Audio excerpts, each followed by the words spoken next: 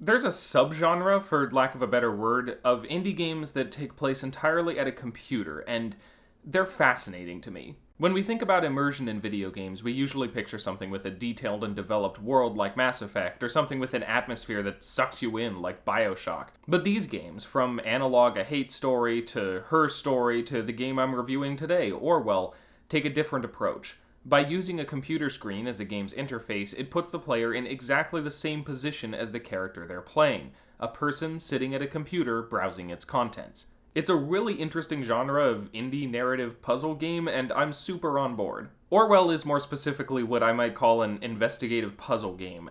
At its core, the gameplay consists of doing online research with a limited fictional scope. That probably makes it sound super boring, but in practice, it feels like uncovering a story. When you find a lead, that opens other avenues of research that allow you to find out more about the situation, and as the story develops, you're given more to look at, more people to look into, and more plots to uncover. And what are you researching? Well, as the name implies, Orwell is about a dystopian future, or more accurately, a developing dystopian future. Orwell is the incredibly self-unaware name given to a surveillance program used by the government of this society to ensure the safety of its citizens, and you play as a new employee doing research into the origins of a bomb threat. Your handler gives you a starting point, and when your research uncovers new information or contact information you can use for surveillance, he adds it to your ever-growing database. Eventually, you end up with a web of people involved in these events and a huge selection of websites, chat logs, and live updates whenever the suspects send emails, call each other, or chat online, and all of it is used to both help you increase your understanding of the situation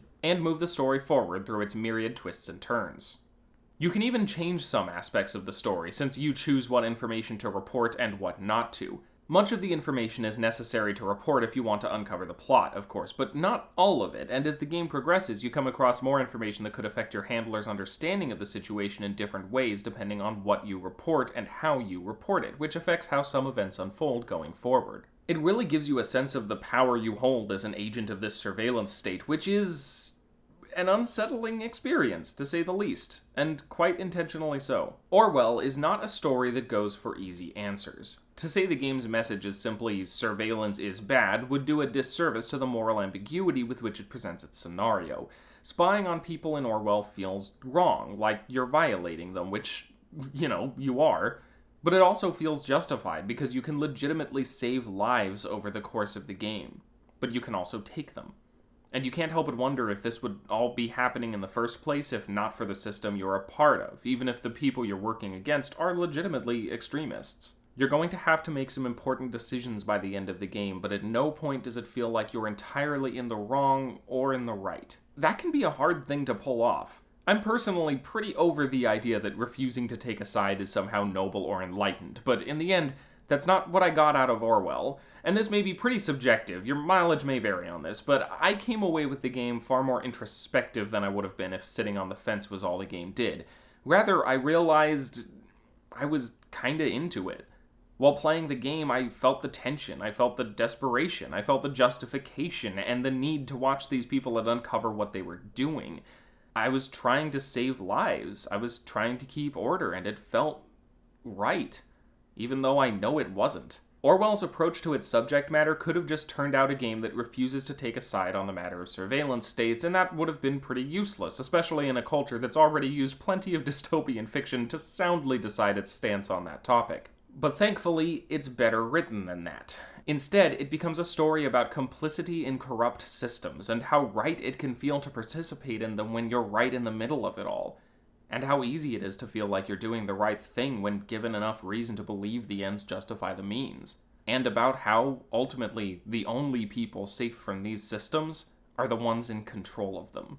It was a chilling experience for me, in that special way a story can only be when I'm actively taking part in it. Orwell would not work the way it does in a linear medium, and I came away rather impressed with what it accomplished. There are occasional instances of slogging through a bunch of web pages to find one relevant clue, but honestly, they didn't do much to dampen the experience. And when the game is in the midst of unfolding its twisting story and revealing its many secrets, it soars almost as high as when I shut it down at the end of the final episode and realized the cognitive dissonance at the center of my experience. I'm looking forward to getting around to the second season. So in Games is Lit 101, Orwell, Keeping an Eye on You, gets an A, and a high recommendation for anyone who's into dystopian fiction and unusual styles of gameplay.